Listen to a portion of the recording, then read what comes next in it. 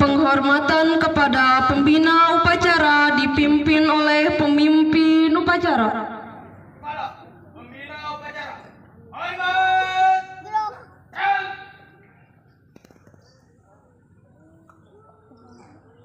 Tegak.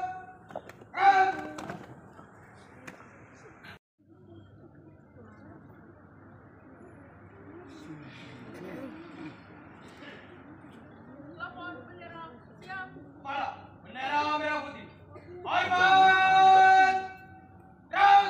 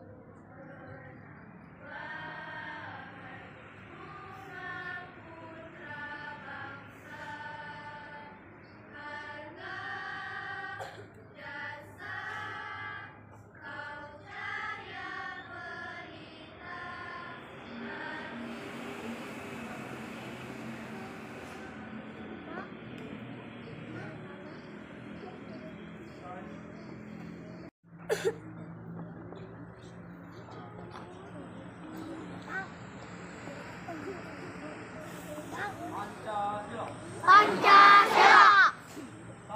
Satu. Ketuhanan yang Maha Esa. Dua. Kemanusiaan yang adil dan beradab. Tiga. Persatuan Indonesia. Empat. kerakyatan yang dipimpin oleh hikmat kebijaksanaan dalam permusyawaratan dan perwakilan. Lima. Keadilan sosial bagi seluruh rakyat Indonesia.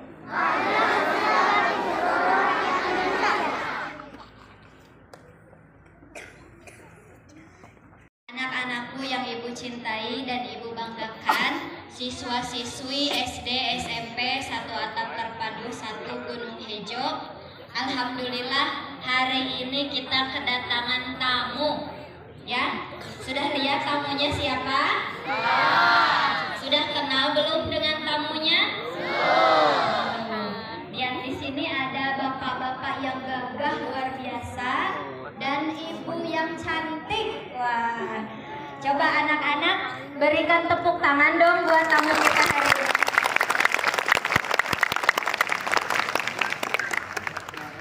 Kalian perhatikan ketika upacara tadi bagaimana bapak sama ibu polisi tadi berbaris.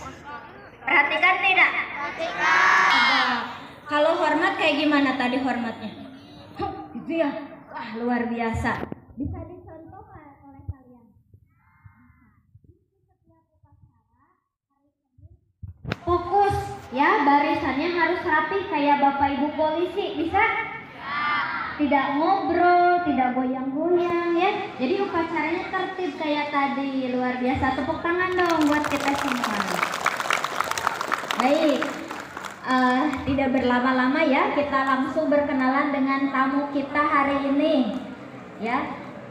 Nanti diperkenalkan ini bapak sama ibu pasti pekerjaannya apa?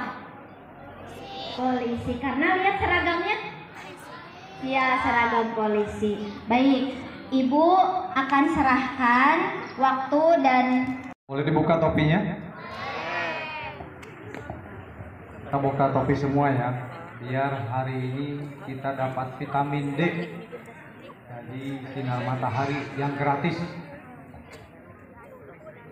Assalamualaikum warahmatullahi wabarakatuh. Hari ini kita masih bisa melaksanakan kegiatan yang dari awal hari Senin, biasanya Senin upacara pagi.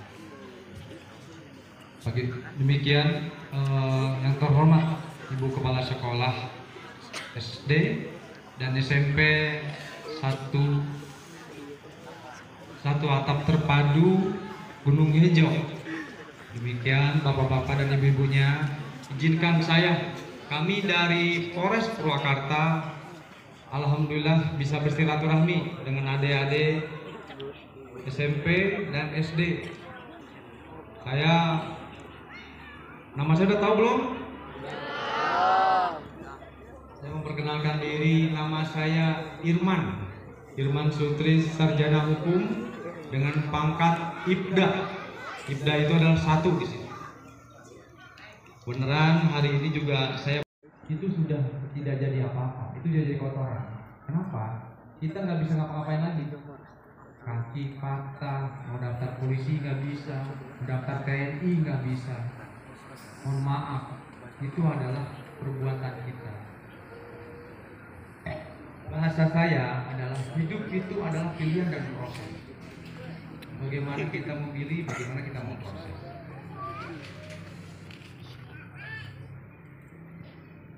Kita akan lihat siapa adik-adik yang pagi ini bisa melaksanakan sholat subuh. Coba angkat tangan.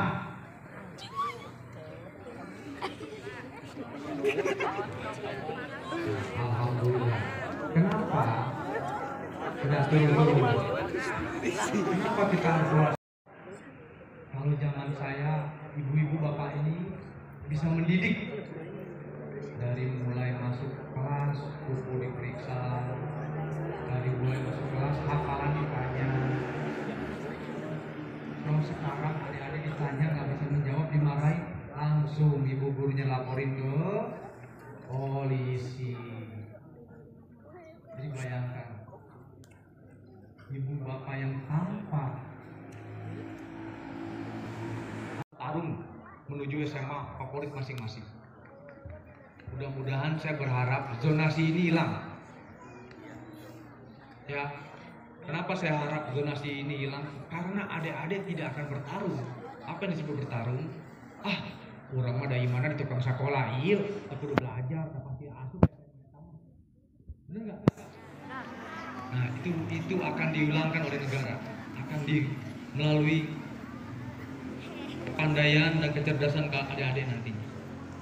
Jadi perkembangan adik-adik nonton di YouTube itu perkembangan bukan hal-hal yang geng motor, bully, kasus narkoba, bukan. Tapi bagaimana perkembangan pendidikan adik-adik. Adik-adik itu cuma untuk disuruh belajar, kewajibannya, bener nggak? Ada yang suruh nyari uang nggak? Ada yang suruh nyari uang? Kali ada orang tuanya, udah kamu cari uang, ini nih, nggak ada kan? Tapi kadang-kadang ada adik-adik yang membantu orang tuanya untuk berdagang, ojek, silakan. Tapi semuanya demi tujuan yang baik. Bukan dapat uang 10.000 nongkrong, udah mulai ngerokok. Ada anak SMP udah mulai ngerokok? Siapa yang ngerokok? Ada nggak? Ada. Jujur aja, saya dari kecil sampai sekarang, walaupun sudah punya penghasilan, nggak merokok.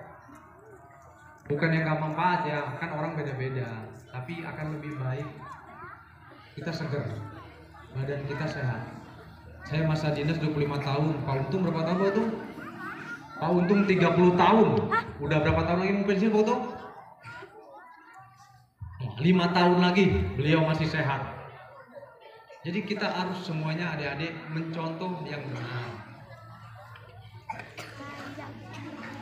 Ya, jadi saya berharap menitip pesan kepada ibu guru, kepada adik-adik semuanya, jadilah manusia yang bermanfaat. Kalau adik-adik siap untuk, istilah kasarnya apa? Kekurangan. Tidak punya apa, karena ada adik-adik nggak mau belajar. tapi pengen SD dulu boleh? Coba yang keras ya, kalahin kakak-kakaknya ya. Selamat pagi. Oke, tepuk tangan dulu dong. Kalau yang SMP jangan mau kalah sama adenya. Bisa? Coba yang keras dong. Selamat pagi. Kurang nih Pak Untung. Kurang Masa semangat. kalah sama adiknya, sekali lagi ya yang keras. Jangan malu-malu. Selamat pagi.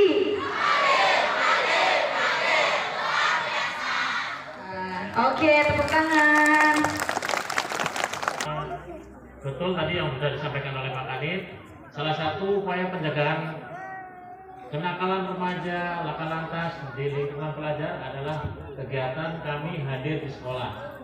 Pada kesempatan yang berbahagia ini, kepada teman sekalian, tolong apa yang tadi yang sudah diarahkan oleh Pak Kanit, terutama penggunaan kendaraan bermotor. Nah, jujur aja nih, siapa ya, terutama anak SMP nih kalau mau tanya, yang belum bisa mengendari kendaraan bermotor, yang belum bisa, waduh, asli ini, nggak apa-apa, yang belum bisa, jujur aja. hari ini kami ketemu di sini lebih baik ya. Jangan sampai nanti ketemu murid dari sini di kantor polisi. Amit-amit mungkin celaka, mungkin di reskrim tawuran. Kalau saya dapat binaan kami, dapat nanti saya akan dititipkan ke reskrim lebih lama. Persetujuan orang tua maupun sekolahnya saya nggak mau tahu. Yang penting akan bersama. Karena saya di Bumur Sari adalah membina mereka berhasil. Tua kalian, ya, nama panggilan sehari-hari, ya. Terus ada lagi yang lebih fatal ini, suka minta atau dalam bahasa ininya apa ya, malak, suka malakin teman adik-adiknya atau teman kelasnya. Nah, di sekolah boleh jajan nggak? Boleh? Enggak. Boleh. Nah, ada yang suka malakin temannya, ya, nggak boleh. Apalagi yang lebih fatal, suka menendang. Nah, kalau yang perempuan biasanya ini nyubit